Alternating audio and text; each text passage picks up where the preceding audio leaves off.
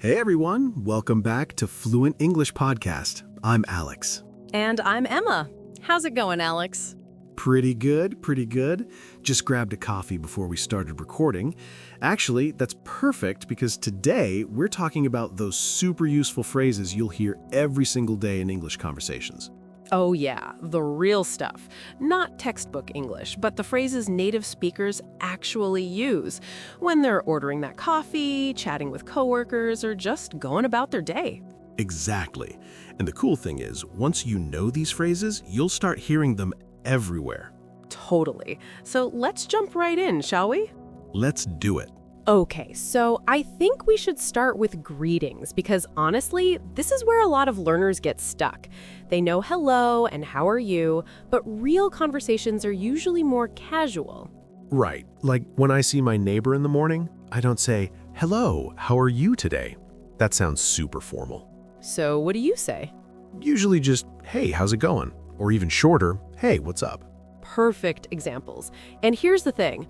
When someone says, "How's it going?" or "What's up?" you don't need to give them your whole life story. Yeah, you can just say, "Good, you?" or "Not much, you?" It's more of a friendly greeting than a real question about your day. Exactly.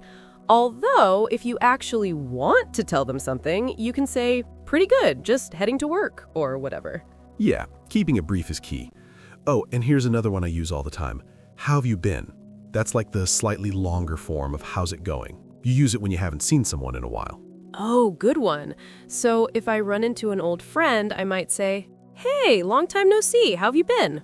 Perfect. Long time no see. That's such a common phrase. Okay, so we've got greetings down. What about when you need help with something, like you're lost or you can't find something in a store? Oh man, this is so important. The most useful phrase here is probably, "Excuse me, could you help me with something?" Yes, and notice how polite that is. You're saying, "Excuse me," first to get their attention, then "could you" instead of just "can you." Right. "Could you" sounds more polite than "can you." Like, "Could you tell me where the bathroom is?" versus "Can you tell me where the bathroom is?" Both work, but "could" is softer. Another way to ask is, "Do you know where," do you know where the nearest subway station is? Oh, that's a good one. And if you're in a store and can't find something, you can say, "I'm looking for." Like, "Excuse me, I'm looking for the dairy section." Or, "Where can I find?" Same idea. Exactly. And when someone helps you, don't forget to say, "I appreciate it," or "Thanks so much." "I appreciate it" is great. It's a bit more formal than just thanks, but not overly formal. You can use it anywhere. Speaking of appreciation, what about when you need to ask someone to do something, like at work, or even just asking a friend for a favor? Ooh, yes. This is where "would you mind" comes in super handy. Can you give an example? Sure. "Would you mind closing the window?" or "Would you mind sending me that file?" And the tricky thing here for learners is that you answer no, not at all, if you're willing to do it. Right, because you're saying no, you don't mind. English is weird like that. It really is. Another polite way to ask is, "Could you possibly?" Like, "Could you possibly give me a hand with this?" Give me a hand. There's another great phrase. It just means help me. Yeah, "Can you give me a hand?" is super common, much more natural than "Can you help me?" in casual situations. Although, "can you help me?" is totally fine too. Don't overthink it. Good point. Okay, what about expressing opinions? That comes up all the time in conversations. For sure. The easiest way is "I think." Like, "I think this restaurant is really good," or "I think we should leave soon." Classic. You can also say "in my opinion," but that sounds a bit more formal. Yeah, I usually say "to be honest," or "honestly." Like, "Honestly, I'm not a huge fan of that movie." Oh, "to be honest" is great. And if you want to be less direct, you can say "I feel like." Yes, "I feel like the meeting went well," or "I feel like we need more time." It's a softer way to give your opinion. And what about when you agree or disagree with someone? Well, for agreeing, the simplest is "I agree," or "exactly." I use "exactly" all the time, or "that's true," or just "true." "For sure" is another one. Like someone says, "This weather is crazy," and you say, "For sure." Or "definitely," same vibe. Now, disagreeing is trickier because you want to be polite, right? Right, you don't want to just say "you're wrong." Never. Instead, you can say, I see what you mean, but, or I get that, but I think.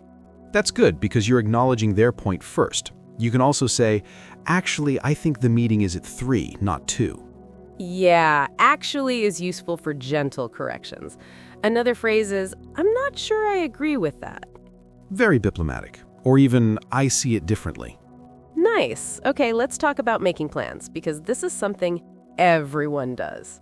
Oh yeah, so the classic is, are you free? Like, are you free on Saturday? Or are you free this weekend? And you can answer, yeah, I'm free, or sorry, I'm busy, or I've got plans. I've got plans is super common. Or I'm tied up means you're busy. Right. If you want to suggest something, you can say, do you want to, or would you like to?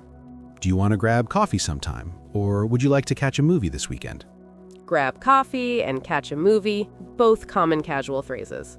Yeah, we say grab for casual meals or drinks. Let's grab lunch or want to grab dinner. And if you can't make it, you can say, I can't make it, or something came up. Something came up is perfect when you need to cancel but don't want to go into details. Exactly. And then you can say, can we reschedule? Or how about next week instead? Good recovery phrases. Now, what about at restaurants? That's another daily situation. Oh, definitely.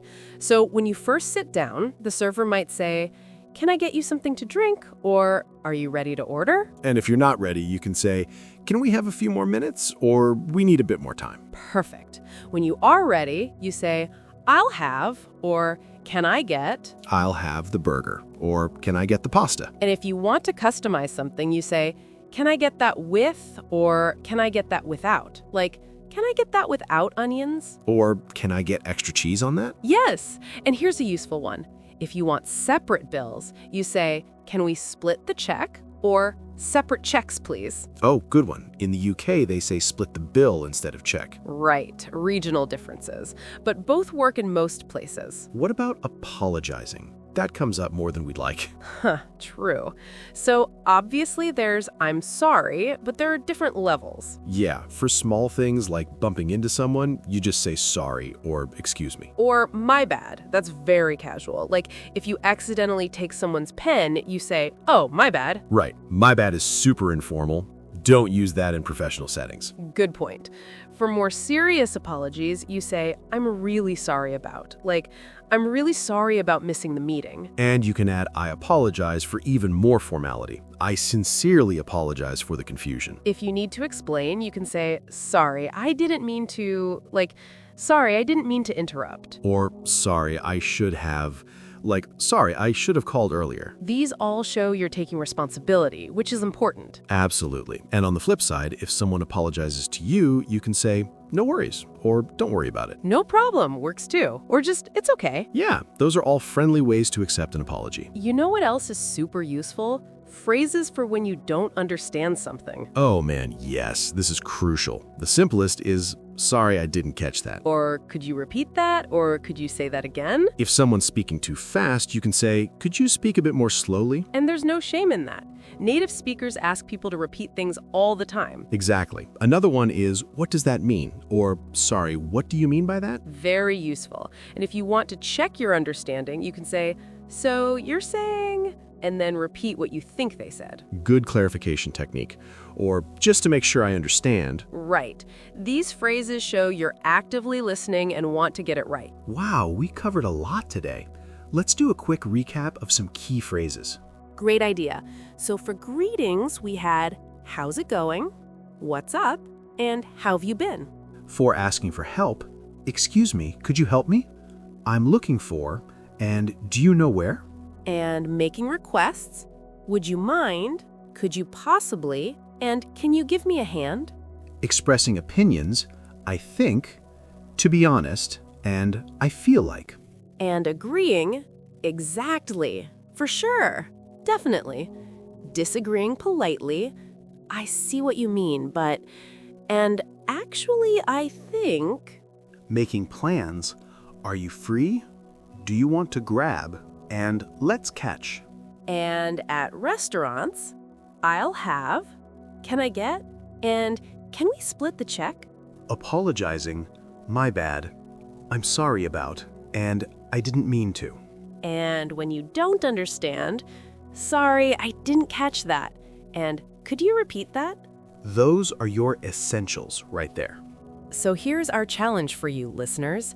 This week, try to use at least 3 of these phrases in real conversations. Yeah, don't just listen, actually practice them. The more you use them, the more natural they'll feel.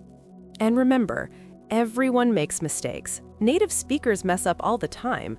The important thing is to keep practicing and stay confident. Couldn't have said it better myself.